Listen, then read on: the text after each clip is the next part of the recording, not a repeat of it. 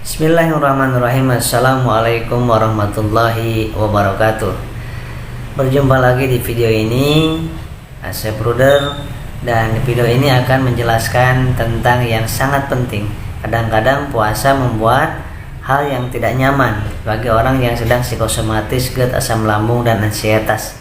Kadang-kadang membuat cepat sembuh. Nah, ini penting sekali video ini bagi Anda yang sedang pemulihan psikosomatis, ansietas, GERD, dan asam lambung. Sahabat-sahabat yang dimuliakan oleh Allah Subhanahu wa Ta'ala, pada dasarnya makanan dan minuman itu bagus menurut kita, menurut orang yang sedang sehat.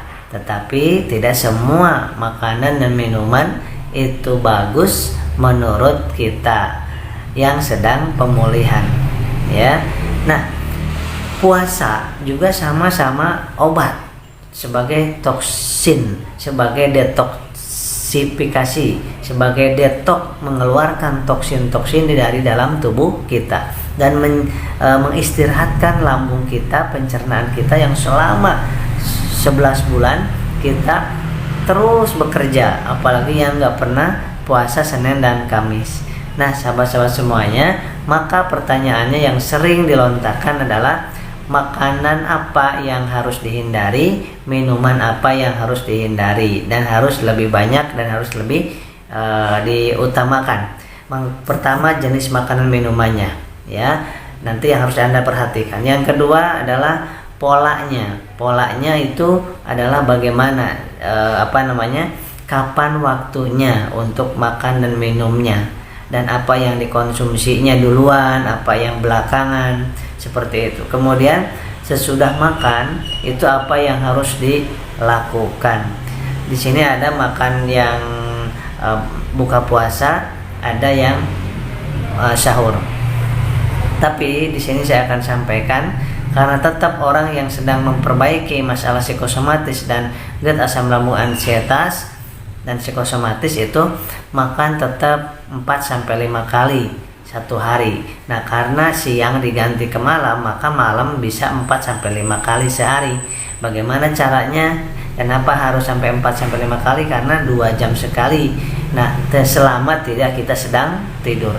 Nah, sekarang yang pertama, makanan dan minuman untuk Anda yang sedang masalah psikosomatis, GERD, dan asam lambung, tolong diperhatikan. Hindari makanan minuman yang mengandung pedas, mie, es, kopi yang mengandung santan, ya. Tapi kan enak itu kolak yang mengandung santan.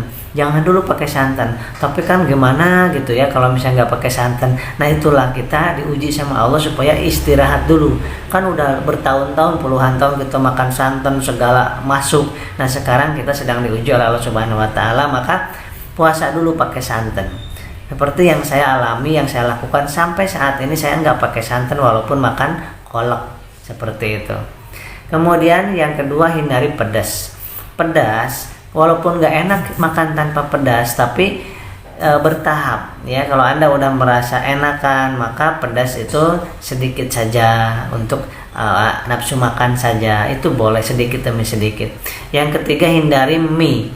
Mie itu kalau misalnya masuk ke dalam lambung kita itu cepat sekali untuk kenyang, tapi cepat laparnya. Kenapa? Absorpsinya lebih cepat itu mie tersebut, maka harus dihindari. Maka mengandung gas itu. Yang selanjutnya adalah yang mengandung santan. Yang mengandung santan itu juga sama, ketika masuk ke dalam pencernaan kita akan berubah menjadi gas. Yang selanjutnya toge, kol, pete, jengkol, kacang tanah, itu semuanya mengandung gas, tinggi proteinnya. Ya, maka orang-orang yang sedang psikosomatis, GERD, asam lambung harus dihindari, seperti itu. Terutama pada saat buka puasa sama sahur. Nah, kemudian minuman apa yang harus dihindari? Minuman yang harus dihindari apapun yang mengandung soda, yang mengandung alkohol, apalagi yang mengandung kopi. Kalau teh masih boleh, dan yang dianjurkan air putih, air jam-jam, dan air manis, teh manis. Adapun sirup boleh tidak? Sirup boleh, yang penting tidak mengandung bahan dasar dari kelapa. Kan ada koko seperti itu, ya. Itu hindari. Jadi yang bahan dasarnya dari yang bukan kelapa, bukan yang asam-asam seperti itu. Kalau menurut saya sih ya, minum air manis hangat. Boleh pakai teh, boleh tidak, air manis hangat itu setiap buka. Itu saya sudah 11 tahun sampai sekarang itu minumnya itu. Kalau diawali buka puasa dengan air dingin, maka besoknya pingin air dingin lagi. Dan itu yang akan membuat kurang nyaman dan kurang bagus, ketagihan. Nah, selanjutnya itu pada saat kita buka puasa,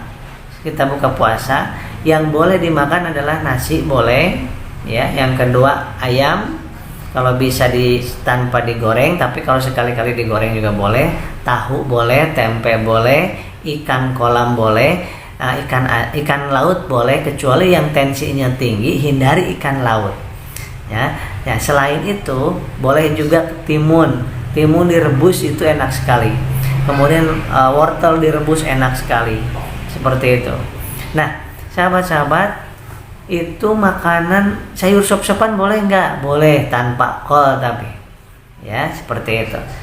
Kemudian dipepes boleh, ikan ayam boleh, sekali-kali daging sapi boleh, daging sapi, ya, seperti itu. Nah, kemudian itu yang kita makan, baik itu makan buka puasa ataupun sahur. Ya, jangan lupa itu makanannya, buka puasa ataupun sahur. Nah, sekarang waktunya. Waktu makan orang yang sedang pemulihan psikosomatis GERD dan asam lambung, gastritis dan psikosomatis, itu diutamakan setiap 2 jam masuk 5 sampai 7 suap.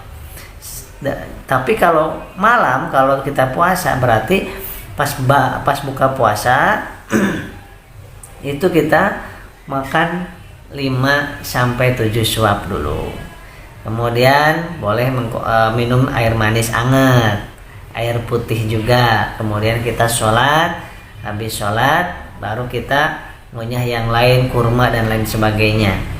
Nah, ketika mau sholat sholat isya, kita makan lagi 5-7 suap, ya, dengan lauk pauk yang lain, ya.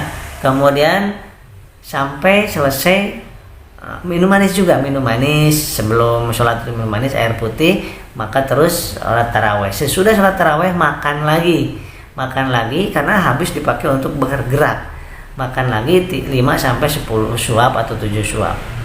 Nah, sampai jam 9 melakukan aktivitas misalkan di luar depan laptop dan sebagainya, maka jam 10 malam sebelum tidur boleh makan nyemil yang sifatnya ada karbohidratnya, ada air putihnya, ada teh manisnya. Maka jam 10 malam tidur, jam 3 sudah bangun. Jam 3 sudah bangun itu kalau sholat yang lainnya, zikir dan sebagainya, maka saya sarankan itu langsung mengkonsumsi karbohidrat, boleh kurma, boleh nasi, boleh apapun, sedikit saja, boleh kue, ya. Kemudian pas sahurnya, ambil sahur yang paling lambat. Jadi mengakhirkan waktu sahur itu sunnah, mengakhirkan waktu sahur. Dan makanannya, terutama sahur, itu hindari yang mengandung gas tadi. Minimal itu cukup 3 jenis saja, nasi, protein, seperti ayam, tahu, tempe, boleh, ya. Kemudian sayurnya atau lalapannya yang tadi, yang wortel, kemudian timun, direbus itu enak sekali. Saya juga sering, sampai sekarang masih sering seperti itu. Nah, kemudian baru sesudah itu kalau ada vitamin atau misalkan suplemen, boleh dikonsumsi sebelum tidur sama pas sesudah sahur. Jangan lupa habis sahur langsung minum air putih dan air manis, teh manis, sehingga rasakan glukosa cukup, karbohidrat cukup, protein cukup. Buah-buahannya yang boleh adalah pepaya boleh. Kemudian yang diperbolehkan adalah jeruk yang manis boleh sesudah makan. Kemudian pokoknya yang nyaman di lambung silahkan dikonsumsi. Yang nggak boleh sama sekali adalah nanas, salak, pisang. Itu hindari dulu bagi orang yang masalah di lambung. tentang psikosomatis zat asam lambung. Kemudian kadang-kadang itu yang namanya apel itu perih sekali, anggur itu hindari ada dulu, apalagi nangka dan lain sebagainya ya. Kita kok banyak sekali yang dihindari, iya karena kita ingin sehat, karena orang lain gak bakal merasakan sakitnya kita, maka kitalah yang akan merubahnya. Nah yang kedua itu waktu makannya ya. Yang ketiga adalah pada saat kita punya vitamin dan suplemen atau herbal, itu konsumsinya herbal dengan vitamin medis dengan obat medis itu digunakan 2-3 jam itu jaraknya. Normalnya sih 4 jam jaraknya ya, karena sistem herbal itu adalah mengurangi aktivitas atau reaksi daripada obat kimia ya, supaya sama-sama bagus hasilnya. Dan perbaiki. Yang keempat adalah perbanyak untuk habis sahur jangan tidur, langsung sholat, sudah sholat jangan tidur, langsung zikir, langsung baca Quran, minimal 5 ayat baca Quran, seperti itu ya. Langsung jalan, dipakai jalan kaki badannya ya, dipakai jalan, kemudian beres-beres rumah, dan jangan berlebihan kalau sedang belum betul-betul pulih ya. Jadi bertahap, apapun itu bertahap. Anda pun dan saya itu kalau sakit itu pasti bertahap, nggak langsung plak, enggak, bertahap, tapi kita jarang merespon. Nah begitu udah sakit banget baru brek gitu. Nah sembuhnya pun bertahap. Allah sengaja biar bertahap, biar tidak sombong kita, biar tidak merasakan hebat kitanya, makanya dibuat bertahap. Nah seperti itu. Itulah makanan, minuman yang boleh dikonsumsi oleh kita. Hindari vitamin C yang terlalu tinggi dosisnya. Kalaupun harus mengkonsumsi vitamin C, itu konsumsilah sesudah makan, sehingga jangan sampai vitamin C masuk perut dalam kondisi kosong. Nah seperti itu. Baik sahabat-sahabat semuanya, itu yang bisa saya sampaikan untuk tips yang sangat simpel ini pada saat Ramadan, karena banyak sekali permintaan untuk menjelaskan tentang aman untuk penyakit psikosomatis, ansiedad, asam lambung. Aman selama ikuti untuk cara makannya tadi, pola makannya, waktu makannya, apa aja yang dimakan dan diminumnya, itu aman, nggak usah khawatir sahabat-sahabat ya. Insya Allah nggak bakal terasa, walaupun nanti siang jam 11 nggak nyaman, itu biasa, namanya puasa. Jam 1 udah mulai jangan heran pusing kadang-kadang, jangan heran, namanya sedang puasa. Fokuskan kepada kebaikan, fokuskan kepada, oh namanya sedang puasa, langsung bilang gitu. Kalau lemes ya, oh namanya sedang puasa, ya ginilah sedang puasa gitu ya. Yang penting siang, yang tadinya makanan minum siang diganti ke malam, gitu aja sebetulnya. Baik sahabat-sahabat, dari saya Bruder, mohon maaf, mudah-mudahan bermanfaat. Assalamualaikum warahmatullahi wabarakatuh.